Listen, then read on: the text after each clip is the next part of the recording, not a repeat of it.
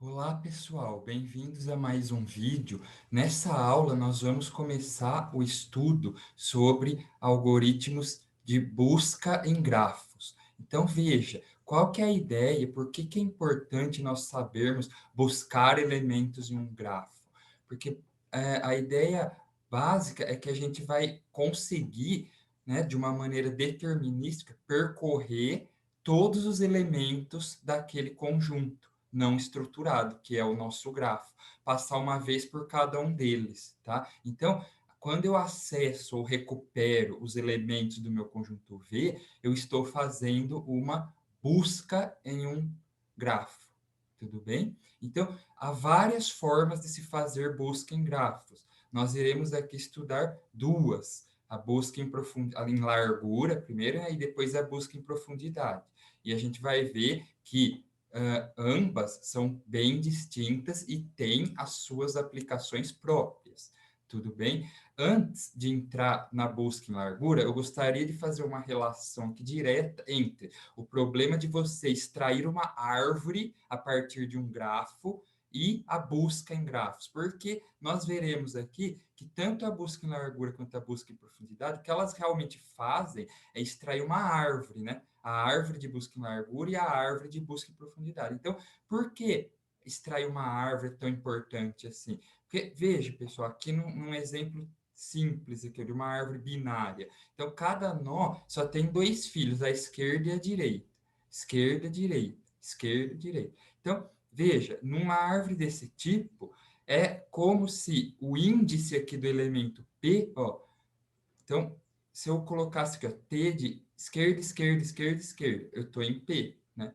Se eu fizesse esquerda, esquerda, esquerda, direita, eu encontrei Q, né? Então, essas direções esquerda e direita é como se fosse um índice único para esse elemento P, para esse elemento Q, e a gente generaliza essa ideia para uma árvore qualquer, não precisa ser binária, né? Por quê? Porque a gente viu aquela propriedade importante que numa árvore só existe um único caminho, de um vértice até outro. Então, se eu partir de uma raiz R, eu tenho caminho aqui, ó. Quem que é o índice para o elemento M? É esse caminho aqui, ó, RCHM. O próprio caminho é um índice único que identifica como que eu obtenho cada elemento do meu grafo. Perfeito? Então, tem uma relação direta entre indexação e extrair uma árvore de um grafo. Veja, então, pronto, nós estamos agora prontos para iniciar o algoritmo chamado busca em largura, do inglês Breadth First Search, ou BFS, né? Então, a ideia geral é qual?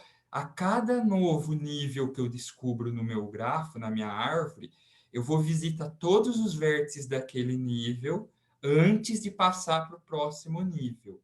Essa é a ideia. Explorar todo mundo do nível 1, depois exploro todo mundo do nível 2, depois exploro todo mundo do nível 3, certo?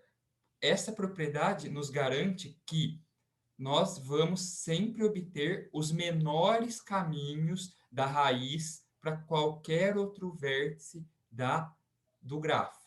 Então, em termos de, se a gente fazer uma analogia aqui, em que o caminho é o índice, esse método aqui da busca em largura retorna sempre os menores índices para todos os elementos, porque o caminho vai ser sempre o menor possível.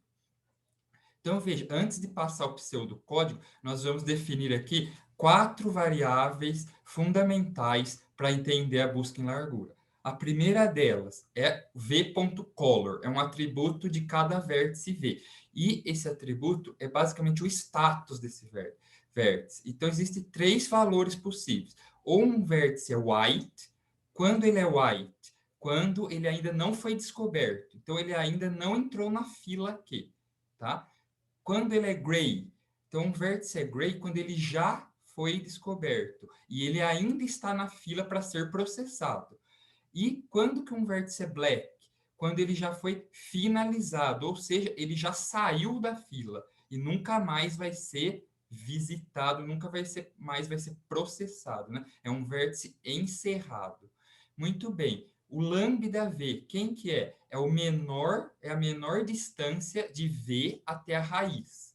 O lambda sempre armazena a menor distância de um vértice V até a raiz. Quem é π de V? A mesma coisa no algoritmo de Prim que a gente viu. É o predecessor de V. Onde eu estava quando eu descobri V?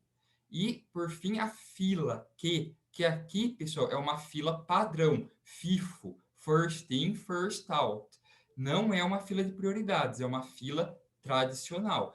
Então, nesse tipo de fila, nós temos duas primitivas. O POP, o que a função POP faz? Remove o elemento do início da fila. O primeiro da fila sai. E o que é o push? Ele insere um elemento sempre no final da fila. Tudo bem? Então, a remoção é no início e inserção no final. Perfeito, pessoal? Então, veja aqui o pseudocódigo da busca em largura, baseado, mais uma vez, no livro do Cormen, né? O livro Algoritmos, aquela bíblia dos algoritmos. Então, veja, o BFS GS. S é a nossa raiz, source, vai ser a nossa raiz. Então, a gente vai ter aqui, ó, uma etapa de inicialização e outra etapa de processamento. Então, a inicialização faz o quê? Para todo o vértice do meu conjunto, menos a raiz, eu vou fazer o quê? Eu vou colocar color igual a white, ou seja, o vértice não foi descoberto ainda. Lambda igual a infinito, que é o maior valor possível de comprimento de caminho. E predecessor igual a nil, não tem predecessor algum. Depois eu vou fazer o quê? O s.color, ó, como eu vou colocar o s na minha fila, é o primeiro elemento a entrar na fila, eu vou colocar ele já como gray, porque ele já vai estar na fila. Lambda S é zero, porque qual que é o comprimento do caminho de S até S? Zero. E a raiz não tem predecessor, então nil.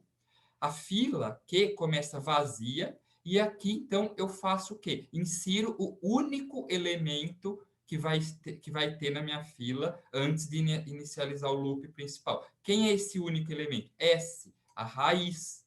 Então, veja, diferentemente do algoritmo de Prim, lá no Prim a gente começava com a fila cheia. Aqui não, aqui a gente começa com a fila vazia e só coloca a raiz.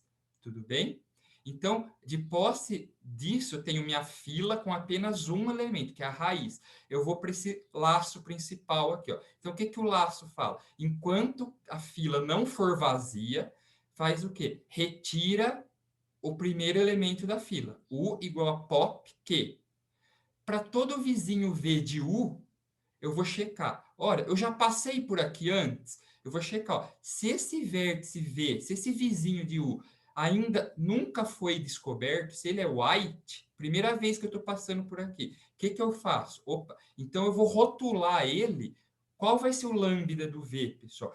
Ora, se eu descobrir se ele está um nível para frente, se ele é vizinho do U, é porque ele está um nível para frente do U. Então, o lambda dele é exatamente lambda de U mais 1.